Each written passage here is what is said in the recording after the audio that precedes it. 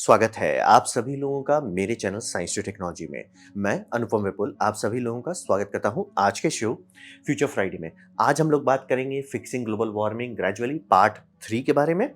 यहाँ पे आज हमारा फोकस रहेगा ग्रिड के बारे में। तो आइए इसे समझते हैं। तो सबसे पहले समझिए कि समस्या क्या है। समस्या ये है कि हम लोग एनर्जी जो बनाते हैं वो उसी समय कंज्यूम करते हैं। जैसे कि मान लीजिए अभी आपके यहाँ लाइन भागा हुआ है, ठीक है। आप लाइन आया, आप एसी चलोगे, जैसे ही आप एसी चलोगे उसी टाइम उतना कोल एक्स्ट्रा कंज्यूम होगा कोल पावर प्लांट में, उससे एनर्जी निकलेगी, वो आपके सिस्टम में आ जाएगा। ये ऑलमोस्ट इंस्टेंटेनियस चलता है। तो समझिए जैसे ही इसे बनाया जा रहा है वैसे ही इसे कंज्यूम किया जा रहा है। आप बंद करते हैं वहाँ कोल कम करने लगेगा। ये आपका गैस पावर प्लांट के साथ भी होगा, न्यूक्लियर पावर प्लांट के साथ भी होगा, हाइड्रो डैम के साथ भी होगा। यहाँ पे कोई गैप और डिले उस तरह का नहीं होता। ऑफ कोर्स तो मतलब इलेक्ट्रॉन्स को ट्रैवल करने में, मैग्नेटिक कपलिंग से ट्रैवल करने में टाइम लगता है, लेकिन घुमा फिरा के आप ये समझिए इंस्टेंटेनियस है। अब इसमें यही समझिए कि ये हो कैसे पा रहा है कि भैया मैं कोई भी लोड डाल रहा हूँ, खुद ब खुद पावर प्लांट्स मैनेज कर ले रहे हैं। यही हो पाता है ग्रिड के चलते। ग्रिड से पहले भी एक ज़माना जहाँ पे सब लोग, एक पावर प्लांट है, वो एक एरिया को सँभाल रहा है। ये बहुत पहले की बात है। फिर मतलब पावर प्लांट्स बढ़ते गए, फिर किसी को मतलब इंजीनियर्स लोग लड़ाई झगड़ा किए, उन्होंने बोला कि भई हम जोड़ देते हैं ना। जबकि ये ऊपर से मतलब समझिए बोर्ड ऑफ डायरेक्टर से नहीं आया था। लेकिन इंजीनियर्स लोग लड़ गए कि भैया हम जोड़ देते हैं, और जोड़ उनको था, सबको डर था। काफ़ी लोग बता रहे सर जोड़ने से सबका फ़ायदा होगा, लेकिन नहीं ये हो जाएगा, बूम हो जाएगा, बड़ाम हो जाएगा, बड़ीम हो जाएगा। नहीं हुआ, लगा दिया, और उसी के चलते आज हमारे पास नेशनल ग्रिड है। तो ग्रिड ये अलाउ करता है, और इसी का सबसे बड़ा फायदा होता है कि आपको बताना नहीं पड़ता कि यूज़ मैं करने वाला हूँ। जैसे कि बड़े-बड़े प्लांट्स हैं, तो बहुत सारे तो उससे बड़े कंज्यूमर भी तो हैं। जैसे आप एक स्टील मिल के बारे में बात करें या एल्युमिनियम स्मेल्टर के बारे में बात करें, ये सब बिजली अपना समझ के खाते हैं। एल्युमिनियम स्मेल्टर इतना ज़्यादा बिजली खाता है कि अगर कभी ग्रिड में ओवर प्रोडक्शन हो रहा है, उन्हीं को बेचा जाता है सबसे पहले। वो लिटरली अगर मान लीजिए उनके पास 10 यूनिट है, तो 2-3 यूनिट बंद रखे रहेंगे। मतलब ऑब्वियसली सर्विस, मेंटेनेंस ये सब के लिए वो हमेशा बंद रहता है। जैसे ही गवर्नमेंट की तरफ से फ़ोन आ जाए, सर बिजली थोड़ा ज़्यादा हो रहा है, एक काम करो सस्ता एल्युमिनियम बनाओ। डल-डल-डल करके कंज़्यूम कर जाते हैं। बहुत बिजली कंज़्यूम होता है। तो ऑब्वियसली वो फ़ोन करके नहीं बताएँगे ना, जब भी उनको ज़रूरत पड़ेगा, तो यही सब काम करना पॉसिबल होता है। इससे हम लोग को लॉन्ग रेंज ट्रांसमिशन भी मिल पाता है, ताकि सारा चीज़ एक दूसरे के साथ स्थिर रह सके, बैलेंस रह सके। अब आ कहाँ से रहा है? ये मैजिक आ कहाँ से रहा है कि इतने सारे पावर प्लांट सब जुड़े हुए हैं, इतने सारे कंज्यूमर सब जुड़े हुए हैं, और सब के सब भला है, ऐसा हो कैसे रहा है? ये हो रहा है फिज़िकल इनर्शिया से। यानी कि ये भी जो आप टरबाइन प्लांट देखते हैं या जनरेटर प्लांट देखते हैं, इसमें है क्या? इसमें है मास। मास मतलब कि वजन, वजन मतलब जो घूम रहा है। जो टरबाइन इसमें घूम रहा है वो वजन है। वो उसका वजन आराम से कुछ टन से कुछ 100 टन तक का हो सकता है। और ये तो मैं सिर्फ टरबाइन की बात कर रहा हूँ, शाफ्ट के बारे में बात कर रहा हूँ। फिर इसमें जनरेटर है। जनरेटर के अंदर क्या है? रोटर। रोटर क्या होता है? रोटेट होता है। रोटेटर भी बहुत भारी होता है। तो ये सब ग्रैंड टोटल मास जो आप देख रहे हैं, ये घूम रहा है। इससे क्या फ़र्क पड़ता है? यही है ग्रिड का जान। ग्रिड का पूरा कारण कि ग्रिड में आप जैसे 50 हर्ट्ज़ है, तो आप कभी ये सोचोगे कि एग्ज़ैक्टली वो 50 हर्ट्ज़ बाकी कोई जनरेटर कैसे दे पा रहा है? वो इसका स्पिनिंग मास है। स्पिनिंग मास खुद ब खुद मैग्नेटिकली अलाइन कर देगा एक-दूसरे पे फ़ोर्स करने पे। और जनरली देश में कुछ-कुछ बड़े प्लांट्स रहते हैं जो दादाजी हैं, और बाकी सारे छोटे उन दादाजी को फ़ॉलो करते रहते हैं। और जब भी आप लोड डालते हो, इनका आरपीएम स्लो होना शुरू होता है। बट चूँकि आप बात कर रहे हो बहुत ज़्यादा वज़न का, यानी कि बोल रहे हैं कई 100 टन स्पिन कर रहा है, और कई जगह पे हो सकता है। मतलब जैसे कोई प्लांट आप देखते हो, तो जैसे कोई कोल पावर प्लांट है, ज़रूरी नहीं उसमें एक ही स्टीम टरबाइन है और एक ही जनरेटर, आराम से 10 हो सकते हैं। 5 चल रहे हैं, 5 बंद हैं, ऐसे-ऐसे आराम से, या पूरे का दसों के 10 चल रहा है। वो सारा का ग्रैंड टोटल मास जो है उस झटका को एब्ज़ॉर्ब करेगा। इनर्शिया चेंज नहीं होता है तुरंत। कितना भी बड़ा आप लोड डाल दिए, वो चेंज नहीं होगा तुरंत। होता क्या है कि वो धीरे से स्लो होना शुरू होता है। उसका अगर आरपीएम 1500 है, वो कंप्यूटर देखेगा भैया इसका आरपीएम 1499 हो गया, 1498 हो गया, 1497 हो गया। तुरंत आप कंप्यूटर बोलेगा भैया यानी किसी ने लोड डाला है, वो स्टीम वाल्व खोलेगा, भैया आरपीएम तुम थोड़ा अपना बढ़ाओ। और उसका उल्टा भी होता है। जैसे मान लीजिए आप प्लांट चल रहा था, बम-बम लोड हो रहा था, बम-बम कोल जलाया जाता, बम-बम स्टीम, सब चीज़ फुल स्पीड में चल रहा है। लेकिन आपने कट कर दिया, सर मेरा काम हो गया, जो स्मेल्टिंग है ना कट किया, धड़-धड़ा के आपका 50 मेगावाट का ओवर प्रोडक्शन हो गया, क्योंकि लोड तो खत्म। तो क्या होता है? आरपीएम जो है वो बढ़ना शुरू होता है। कंप्यूटर उधर बैठा हुआ है, "ए भैया तुम्हारा 1501 आरपीएम काहे हो गया? 1502, 1500, ए भैया स्टीम बंद करो ज़रा, ये ज़्यादा उड़ रहा है।" यही फिजिकल इनर्शिया यही है। इसी के कारण हमारी पूरी ग्रिड टिकी रहती है। तो ये समझना बहुत ज़रूरी है। यही जितना बड़ा, जितना बम बम रहता है, उतना बड़ा ये डैम्पनिंग रहता है। पूरा देश इसी पे चलता है। इसीलिए कहा जाता है कि अगर कभी ग्रिड बैठ गया, उसे तुरंत आप चालू नहीं कर सकते। ये सबको दोबारा एक-एक करके सिंक करना पड़ेगा।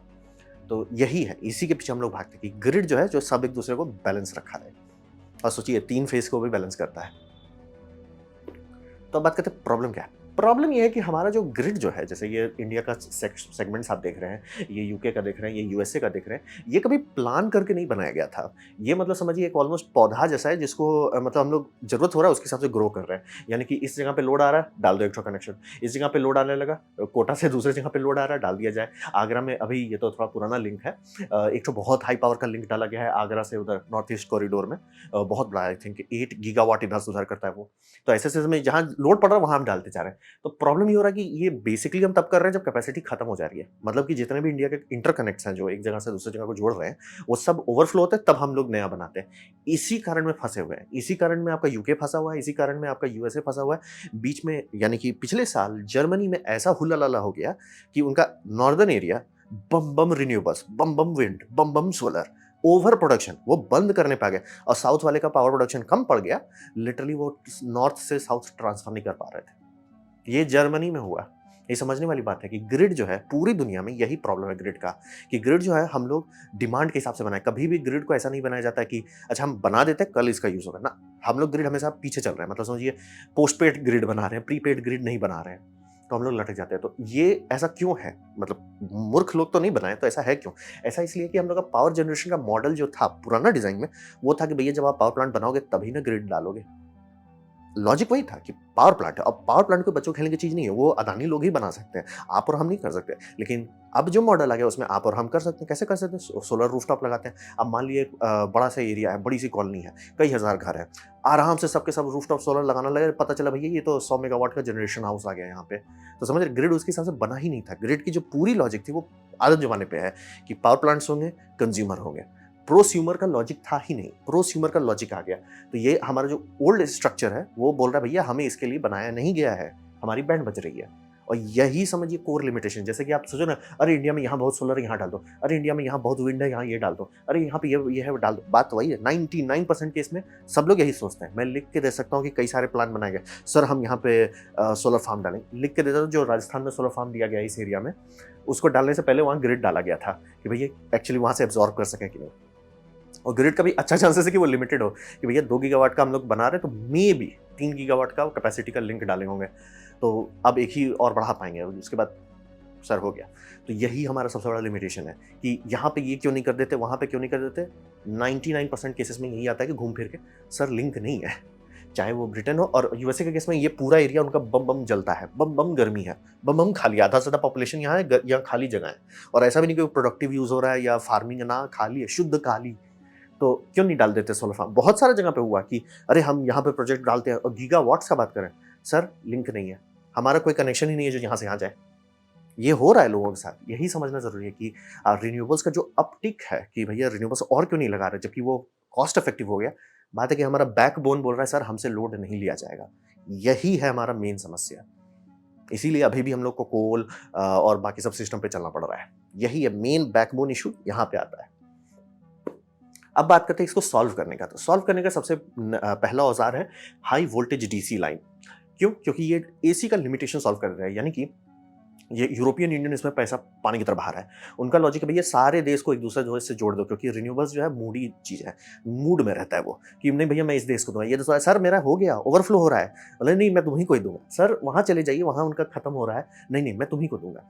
तो एचवीडीसी बोलता है हाँ देते रहो सर, आप देते रहो मैं डिस्ट्रीब्यूट कर दूंगा। और जब आप बहुत बड़ा यानी हंड्रेड्स ऑफ स्क्वायर किलोमीटर से लेकर थाउजेंड्स ऑफ स्क्वायर किलोमीटर को कवर कर रहे हैं, तो हर टाइम आपको रिन्यूएबल मिलेगा।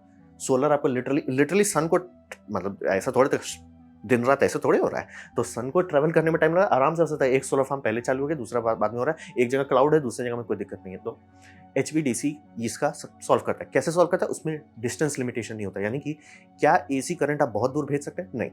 अगर आप ट्राई किए कि भैया जैसे चाइना का जो सबसे हाई पावर एचवीडीसी लिंक है, वो लिंक है उनका 3 गॉर्जस डैम से मतलब जो मेन साउदर्न प्रोविंस तक जाता है, वो लिंक जो है 12 गीगावाट का, और अगर मैं गलत नहीं हूं तो अराउंड 3000 किलोमीटर का है। अगर आप एसी करंट भेजे कि भैया 3000 किलोमीटर जाओ, दूसरी साइड कुछ नहीं आने वाला, कुछ नहीं आएगा, नोप, जीरो, शून्य, कुछ नहीं आएगा। इसीलिए हम लोग डीसी में जाते हैं, इसीलिए सब जगह डीसी है। इंडिया में भी डीसी है, ये देखिए इंडिया वाला ही एग्जाम है, इंडिया में भी बहुत सारे डीसी हैं। और लोग मेरे से लड़ रहे हैं कि भैया डीसी दूर नहीं जाता, इंडिया में बनाया जा रहा है। इंडिया में वर्ल्ड लीडिंग हम लोग बने हुए हैं, क्योंकि हमारे पास ये है मल्टी टर्मिनल एचवीडीसी है। यानी कि ए बी सी, जो आगरा ईस्ट कॉरिडोर बता रहा हूँ आपको, वो ABC है, 8 गीगावाट का ट्रिपल लिंक है। और हमारे इस कमेंट पे सब मिसाइल मारते रहते कि भैया डीसी दूर नहीं जाता। और डीसी का पावर लॉस भी कम होता है, यानी कि वो 50% कम वेस्ट करता है पावर। तो 50% सुनने में ज़्यादा लगता होगा, लेकिन ये बात समझिए, मैथमेटिक्स थोड़ा अलग तरीके से दिखाया जा रहा है। उसका मैथमेटिकल आंसर है कि वो 3% वेस्ट करता है कंपेयर टू 6% अगर आपको 1000 किलोमीटर भेजना है।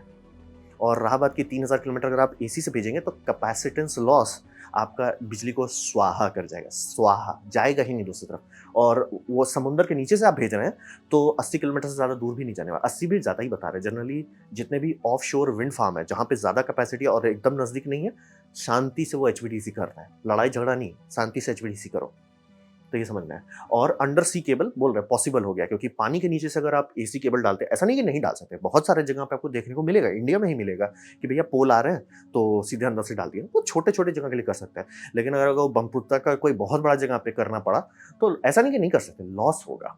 मतलब वो केबल्स बहुत मोटे बनाने पड़ेंगे, क्योंकि वो बहुत ओवर हीट होगा, क्योंकि समझिए वो एज ए कैपेसिटर बिहेव कर रहा है। कितनी बार ऑन ऑफ हो रहा है वो कैपेसिटर, 50 बार पर सेकेंड, तो बहुत स्ट्रेन पड़ता है। और खारा पानी के ऊपर से ले जाना पड़ रहा है, जैसे मान लीजिए मुंबई का कोई जगह है जहाँ पे वो समुद्र के नीचे से निकालना पड़ रहा है, भूल जाइए सर जी, आप भूल जाइए, दिमाग मत लगाइए सर जी, आप भूल जाइए।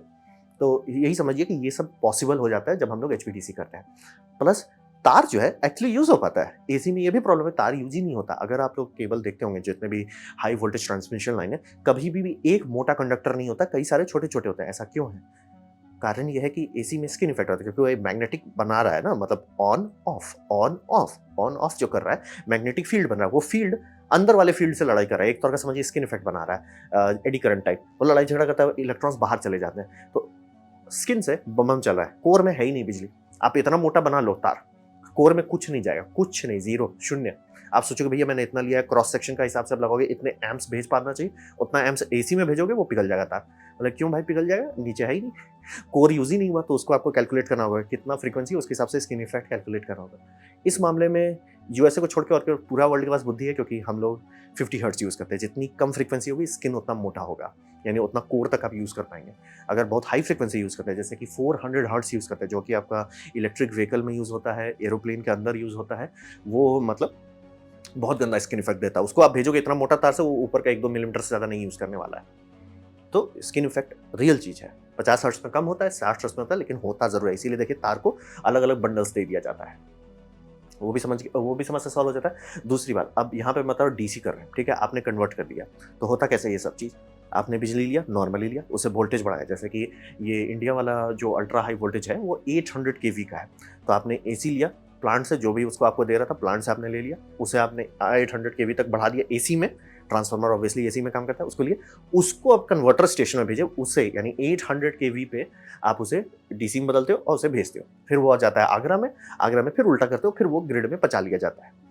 अब बात होता है कि ये आप तो कर दिया, लेकिन अब आपका ग्रिड तो गया, आपके पास मैकेनिकल स्टेबिलिटी नहीं है, क्योंकि आप कन्वर्ट कर रहे हो, कन्वर्टर थोड़े कुछ करने देगा आपको। मैकेनिकल कपलिंग नहीं है, यानी कि जो हम लोग का कपलिंग क्यों है, ये हर जगह वो मैग्नेटिकली कपल्ड है। आप बिजली कहाँ से निकाल रहे हो? ट्रांसफार्मर से। ट्रांसफार्मर कहाँ से? अपने से बड़ा ट्रांसफार्मर से। वो कहाँ से निकाल रहा है? अपने से बड़ा ट्रांसफार्मर में। हर जगह मैग्नेटिकली, मतलब समझिए एकदम पकड़ा हुआ है, मैग्नेटिकली पूरी तरह से कपल है। एंड में वो कहाँ जाता है? जनरेटर का, स्टेटर को, वो उसको धीमा करता है, इसीलिए समझिए कपलिंग है। अगर आप कन्वर्टर बीच में डाल देते हैं, वो तो गया, खत्म सर, आपकी कपलिंग तो खत्म हो गई। बात सही है। तो थैंकफुली इंजीनियर्स लोगों ने टाइम मशीन बनाया और 1970 में चले गए। 1970 से इसे उठा के ले आए। इसे हम लोग कहते हैं सिंक्रोनस कंडेंसर। तो ये क्या है? ये मैजिक है एक मोटर का, जिसे हम लोग कहते हैं एसी मोटर। ये है सिंक्रोनस मोटर।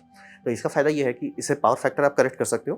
पहले यही यूज होता था, पहले पावर, मतलब बहुत पहले की बात कर रहे हैं, कैपेसिटर बैंक से पावर फैक्टर नहीं करेक्ट किया जाता था, ये मोटर चलाया जाता था। और ये मोटर में जो रोटर है, रोटर के अंदर करंट आप कंट्रोल कर सकते थे। तो इस पर कोई लोड नहीं डालते थे, बस ये स्पिन करता रहता, और इसका करंट जो जा रहा है वो कम बेसी करके आप पावर फैक्टर ठीक किया जाता था। अभी यही इस्तेमाल करके एचवीडीसी अपना तीनों फेज को स्थिर रख रहा है, आराम से स्टेबिलिटी दे रहा है, और ये स्लो अप डाउन होता है। ये इतना थोड़ा देर के लिए उम्फ देता है, कन्वर्टर पकड़ लेता है, भैया गड़बड़ हो रहा है, वो डिमांड करता है सर ज़्यादा पावर भेजो। ये हम लोग को बफर दे रहा है। तो अभी भी आपका तीनों फेज पूरी तरह से स्थिर रहेगा, आपका जो उम्फ है वो भी ये संभाल लेता है। यही समझिए। तो ऐसा मत सोचिए कि वो सब लोग एचवीडीसी कर देंगे तो हमारा ग्रिड वो फ्रैगमेंटेड हो जाएगा, आपको कोई फर्क नहीं पड़ने वाला, ये लोग संभाल लेंगे। 1970 से जो उठा के लाया गया है सब संभाल लेगा। तो ये हो गया एचवीडीसी का बात। अब बात करते हैं ट्रांसमिट कैसे करेंगे। हम बोल रहे हैं कि पहले से बना लो, ठीक है। तो ट्रांसमिट आप कैसे करोगे, वो तो मैंने आपको स्टेशन का बात बता दिया। तार कैसे बिछाओगे, तो ये इंडिया का है, मुझे बहुत अच्छा लगा इन्होंने डाल दिया। तो हिसाब ये समझिए कि हम लोग को नए डिज़ाइन के लिंक्स इस्तेमाल करने होंगे, आदम जमाने वाला नहीं करना होगा। तो जो लैटिस स्ट्रक्चर है उससे ज़्यादा बेटर होता है मोनोपोल स्ट्रक्चर बनाना। तो ऐसे मोनोपोल बनाएंगे, देख सकते हैं कितना बम बम ये कैरी कर रहा है, और ये भी बहुत एडवांस है। ये बम बम कैरी करने का कैपेसिटी देता है। और इसमें 2-3 नए इनोवेशन हुए, जैसे कि गैस इंसुलेटेड ट्रांसमिशन लाइन, जो कि ये हो रहा है अंडरग्राउंड आप कर सकते हो, कहीं पे भी कर सकते हो। ये एसी में भी अंडरग्राउंड करेगा और डीसी में भी। तो डीसी में सबसे बढ़िया रहेगा, और इसको आप आराम से, बहुत ज़्यादा कॉस्ट नहीं लगेगा। तो ऐसा नहीं होगा कि हर ज़मीन पे आपका मतलब हर खेत के ऊपर से सिर्फ पावर लाइन जा रहा है, नहीं सर, आराम से नीचे से आप ले जाओ, किसी को ज़मीन लॉस नहीं होगा, सेफ्टी रहेगा, स्टेबिलिटी रहेगा। कुछ-कुछ केसेस में लोग टनल बना देते हैं, अगर बहुत बड़ा है, बहुत हाई अप टाइम चाहिए, यानी कि कभी भी ऑफ नहीं होना चाहिए, मेंटेनेंस करना पड़ेगा, तो टनल बना दो पतला-सा, मतलब ट्रेन टनल नहीं, बहुत महँगा होता है ट्रेन टनल, छोटा-सा टनल डाल दो, काम खत्म। और उसमें एक ठो ये डाल दो, क्या बोलते हैं, आपका छोटा-सा रेलवे, जो मतलब मीटर गेज का, आराम से बस इधर-उधर कार्ट्स में लोग इधर-उधर आ जा सकेंगे। ये हो गया गैस इंसुलेटेड ट्रांसमिशन लाइन। ये आपका आराम से ज़मीन के नीचे रहेगा, आराम से बहुत हाई पावर इधर से उधर ले जाएगा बिना ज़मीन का लॉस किए। दूसरा मोनोपोल ट्रांसमिशन लिंक्स, यानी कि जो अब ज़मीन के ऊपर आप ले जा रहे हो, वो काफ़ी कम लगेगा। इस मामले में मैं कानपुर का मेट्रो में था, जो आईआईटी कानपुर की तरफ जाने वाला स्टेशन, तो उसमें आपको देखने मिलेगा, इधर से आ रहा है पोल, जो कि पुराना ये डिज़ाइन पे है, लैटिस डिज़ाइन पे है। लैटिस डिज़ाइन से इधर से आ जाएगा, एकदम कम जगह पे चल रहा है, उतना ही केबल है, उतना ही पावर है, लेकिन जगह जो खा रहा है, कितना सरफेस एरिया वो खा रहा है ज़मीन पे और वॉल्यूम में, वो कम हो जाता है। यानी कि शहर के अंदर से अगर आपको गुजारना पड़ रहा है हाई वोल्टेज लाइन्स, तो ये मतलब रोड का पूरा वो भी क्लियर नहीं करेगा, आराम से रोड के ऊपर आप ले जा सकते हो। अंडरग्राउंड एचवीडीसी का दूसरा फायदा ये है कि ये बनाने की जगह आप चाहे वो भी बना सकते हैं। अगर आपके पास इंसुलेटर बनाने का कैपेसिटी है, क्योंकि इंसुलेटर डीसी के लिए बहुत मुश्किल होता है, अगर आप बनाना चाहते हैं और बनाना आता है तो बना सकते हैं। तो आप शांति से अंडरग्राउंड एचवीडीसी केबल डाल सकते हैं, आराम से चलेगा। और वही समझिए, और इस मामले में ब्रिटेन अभी लिटरली एक आर्टिस्ट कंपटीशन चालू किया था कुछ साल पहले, कि भैया हमें नया डिज़ाइन का पोल बनाओ जो बदसूरत ना दिखे। और इसे मैं यहाँ नहीं दिखा रहा हूँ, क्योंकि एक्चुअली इंटरेस्टिंग है, आप लोग, मैं चाहता हूँ कि खुद खोजो उसको। नया डिज़ाइन मतलब सुंदर दिखाने के लिए, कि भैया पूरा आपका आउटर एरिया भद्दा दिख रहा है, सिर्फ तार तार तार तार, ना ना, उसको भी सुंदर करो। तो ट्रांसमिशन में भी हमारा डेवलपमेंट हो गया है, मोनोपोल्स काफ़ी बचा लेगा, गैस ट्रांसमिटेड लाइन्स काफ़ी सारा लोड अंडरग्राउंड करेगा, एचवीडीसी तो बोलेगा भाई हमको जो करना है करो। हमें डायरेक्ट भी तार में डाल सकते हो, या इससे जीएसआई से भी ले जा सकते हो। और बाय द वे, एचवीडीसी का अगर आप इस्तेमाल कर रहे हो कन्वर्टर्स में, तो ये पोल जो है, जैसे मान लीजिए ये पोल एसी में 100 मेगावाट संभालता है, यही पोल कुछ आप नहीं चेंज करोगे, आराम से 125 से लेकर 150 तक संभाल पाएगा डीसी में। स्किन इफेक्ट हट जाएगा, क्योंकि स्किन इफेक्ट कम कर रहे हैं आप, जीरो नहीं कर सकते, लेकिन डीसी में जीरो रहता है। तो ये हो गया ट्रांसमिशन वाला समस्या सॉल्व करने के। भैया ले कैसे जाएंगे तार, आप चलो बना देते हो खूब पावर प्लांट्स, तार कहाँ से जाएगा, तार ऐसे करके आप मैनेज कर सकते हो। अब बात करते हैं, ये तो आपने कर दिया, लेकिन इसके बाद होता है कि भैया सब स्टेशन तो बहुत बड़ा चीज़ होता है ना, बहुत बड़ा होता है सब स्टेशन। बड़ा-बड़ा अगर आप कभी सब स्टेशन देख लोगे, आपका दिमाग हिल जाएगा कितना बड़ा होता है। मतलब स्कूल के साइज़ का होता है, या कुछ-कुछ उससे भी बड़े होते हैं। तो वहाँ पे हम लोग क्या कर सकते हैं, वहाँ पे भी वही टेक्नोलॉजी, गैस इंसुलेटेड सबस्टेशन, ये इंडिया में होने लगा है। ये जो नीला बिल्डिंग बोल रहा हूँ, ये इंडिया का ही है, और किसी को बुद्धि आया गैस इंसुलेटर ऐसे की जगह पे सीधा कर दिया। ये वर्टिकल है, बहुत ज़्यादा कैपेसिटी, बहुत छोटे जगह पे ये कर ले रहे हैं। मैं रेलवे में था, ट्रैवल कर रहा था, दिख गया था जीएसआई। इंडिया में बहुत जगह इस तरह का अंदर से दिखता है। तो आप देख सकते हैं बहुत सारी चीज़ बहुत कॉम्पैक्ट जगह पे, यानी कि ये नहीं कि सबस्टेशन बनाने सर जगह नहीं है हमारे पास, वो टेंशन आपको नहीं होगा। बहुत कम जगह पे कर सकते हैं। अब फिर होता है कि सबस्टेशन आप बात करते हो, सबस्टेशन का एक काम होता है ट्रांसफॉर्मिंग, यानी कि जैसे मान लीजिए आपका आ रहा है 500 केवी आ रहा है, आप उसे उतार दे रहे हो 33 केवी के लिए, ठीक है। मेन उसका ट्रांसफार्मर ही सबस्टेशन का जान होता है, लेकिन उसके सिवा दूसरा क्या काम करता है, वो कहता है मीटरिंग, यानी कितना बिजली आ रहा है, कितना बिजली जा रहा है, सब चीज़ सेफ है कि नहीं। वो करने के लिए हम लोग अभी के टाइम में आदम जमाने की टेक्नोलॉजी इस्तेमाल करते हैं, जिसे हम लोग कहते हैं सीटी करंट ट्रांसफार्मर, और पीटी ये समझ लिए पोटेंशियल ट्रांसफार्मर जो होता है। पोटेंशियल यानी वोल्टेज, और करंट यानी करंट। प्रॉब्लम है कि वो थोड़ा सा लोड थोड़ा सा, बहुत ज़्यादा नहीं डालते, थोड़ा सा डालते हैं, लेकिन वो बहुत फचांग वाला होता है, बहुत बड़ा होता है। मतलब आप सबस्टेशन देखोगे, बहुत बड़ा जगह खाते हैं, मतलब कि आ रहा बिजली, सर इतना बड़ा जगह किस लिए, ट्रांसफार्मर के लिए, नहीं नहीं नहीं, ट्रांसफार्मर तो इतनी सुन है, इतना बड़ा जगह आपका करंट ट्रांसफार्मर, इतना बड़ा जगह आपका ये वोल्टेज ट्रांसफार्मर खा जा रहा है। तो वो सबको पुफ कर देते हैं, लेकिन आपको तो अभी भी बिजली नापना है, और अभी भी मल्टीमीटर आप लगाए तो सीधे बूम हो जाएगा, तो क्या करें। थैंकफुली इस मामले में इंसानियत थोड़ा आगे बढ़ा है। ऑप्टिकल सिस्टम अब आना शुरू हो गया, यानी कि अब के टाइम में ऐसा बनाया जा सकता है कि आप बहुत छोटे जगह पे ये कर लो ऑप्टिकल ट्रांसमीटर, या कुछ-कुछ केस में सर्किट ब्रेकर तो आपको अभी भी लगाना ही पड़ेगा। सर्किट ब्रेकर में ही इंटीग्रेट कर दो। आप सर्किट ब्रेकर मतलब जितना जगह सर्किट ब्रेकर खा रहा है, काम खत्म। सर्किट ब्रेकर, ट्रांसफार्मर, काम खत्म। ओह! नहीं, ऐसा डायरेक्ट नहीं करेंगे। सर्किट ब्रेकर, आइसोलेटर, ट्रांसफार्मर या आइसोलेटर सर्किट ब्रेकर से पहले भी हो सकता है, डिपेंड करता है कैसा डिज़ाइन है। लेकिन बस उतने में आपका काम खत्म है। सर्किट ब्रेकर काम खत्म। आपको करंट ट्रांसफार्मर हटाइए और ये पोटेंशियल ट्रांसफार्मर हटाइए। हटाइए एज़ इन लाइक पुराना डिज़ाइन हटाइए, ऑप्टिकल सिस्टम्स लगाइए और ये बहुत हाई सेफ्टी देता है क्योंकि इसमें ऑयल नहीं होता है। करंट ट्रांसफार्मर और खासतौर पर करंट ट्रांसफार्मर दिक्कत ये होता है कि वो बहुत ज़्यादा एम्प घटा है। साइड इफेक्ट वोल्टेज बढ़ जाता है। अब आप बात कर रहे हो 100 केवी के लाइन पे आप ये कर रहे हो तो सोचिए वोल्टेज कितना बढ़ रहा है। वोल्टेज बहुत ज़्यादा बढ़ जाता है और कभी भी उनका ये डिस्कनेक्ट होता है तो आर्किंग इतनी गंदी होती है, तुरंत आग पकड़ लेगा। तुरंत दाएँ-बाएँ नहीं, भक से आग पकड़ता है। इसीलिए आप आधा से ज़्यादा केस में सीटी के बारे में लोग पूछते हैं, भाई बहुत उड़ता है। तो करंट ट्रांसफार्मर को आप निपटाओ, वोल्टेज ट्रांसफार्मर को आप निपटाओ, जगह बहुत कम जाए। तो बेसिकली हम लोग बहुत ज़्यादा मेगावाट हैंडल कर पाएंगे बहुत कम स्क्वायर किलोमीटर में, यानी कि जगह टोटल की भैया पूरा देश ही ढक गया आपका मतलब समझ लीजिए ग्रिड से, ऐसा नहीं होगा। हमारे पास टेक्नोलॉजीज़ हैं जो ये करना पॉसिबल कर देती है। इसलिए मैं बार-बार बोल रहा हूँ कि हमारे पास हर वो टूल आ चुका है, बस डिप्लॉयमेंट में। ये इंडिया का मैं इसीलिए दिखा रहा हूँ कि है, टूल्स हैं, बस उसे हमें और लगाना है। मतलब समझिए अभी वो अर्ली डिप्लॉयमेंट फेज़ है, उसे लेट स्टेज डिप्लॉयमेंट करना है, यानी कि 100 पीस की जगह पे 1000 पीस चाहिए। ये एक्चुअली अलाउ करेगा कि हाँ, इंडिया में ये खाली जगह है, यहाँ की मतलब पथरीली ज़मीन है, यहाँ पे खेती नहीं की जाती है, यहाँ पे सोलर लगाना अच्छा रहेगा। सर अभी नहीं लगा सकते, ग्रिड नहीं है। नहीं सर, ग्रिड हम लगा दिए हैं, कर लो। इंडिया में जैसे अभी आपको बता रहा हूँ एचवीडीसी के लिंक्स बहुत सारे स्पैरेटिक हैं। वहाँ पे हम लोग को एक पूरा रिंग चाहिए कि पूरे इंडिया में कहीं से भी कहीं का बिजली इधर-उधर जा सके और 2 रिंग होना चाहिए कि इंटरनल इंडिया के लिए मतलब यूपी बिहार वाले एरिया में लिए और एक ठो आउटर एरिया के लिए और बीच में इंटरकनेक्ट, क्योंकि कभी भी फेल सेफ हो गया, सेफ्टी हो गया, एक्सीडेंट हो गया, वो सबको संभालने के लिए। तब जाके इंडिया में कहीं पे भी कोई भी सोलर लगाए, कितना भी लगाए, कोई दिक्कत नहीं। कहीं पे भी विंड लगाए, कितना लगाए, कोई टेंशन नहीं है। और कहीं पे भी आप बायोगैस प्लांट लगा सकते हैं, कहीं पे भी आप जो भी आपको लगाना है लगाइए। देश का ग्रिड जो है बोले भाई हम संभाल लेंगे। और वही बोला कि हर जगह तार हो जाएगा, वो भी नहीं होगा। पोल के नए-नए डिज़ाइन्स आ गए, एचवीडीसी ज़्यादा कैपेसिटी कम पोल में बच जाता है। सबस्टेशन बहुत जगह खाता है, उसका भी टेंशन कम कर दिया जाएगा कि हंड्रेड्स ऑफ स्क्वायर किलोमीटर खाने की जगह, ग्रैंड टोटल में बात कर रहे हैं। ग्रैंड टोटल की जगह पे आप उसको इतना कम कर सकते हो कि सर वो उतनी बड़ी बात नहीं है। मतलब आपका है और कुछ-कुछ केसेस में तो लोग इस तरह का जो गैस इंसुलेटेड वाले हैं, उसको पूरा इन्क्लोज़्ड कर देते हैं। पूरा इन्क्लोज़्ड यानी कि पता नहीं चलेगा कि आप शहर में आए हो, आप सबस्टेशन के बगल से गुज़रे होगे, आपको पता भी नहीं चला होगा। और इसमें अभी कुछ लोग मेहनत कर रहे हैं कि सुपर कंडक्टिंग ट्रांसफार्मर्स लगाए जाए, जो कि और छोटा कर देगा। सुपर कंडक्टर क्यों लगाएं? क्योंकि एनर्जी बचेगा। अगर आप बात करते हो बड़े-बड़े सबस्टेशन की जो मेगावाट्स में बिजली इधर-उधर कर रहे हैं, 1-2% उसका समझ रहे हैं कितना होगा?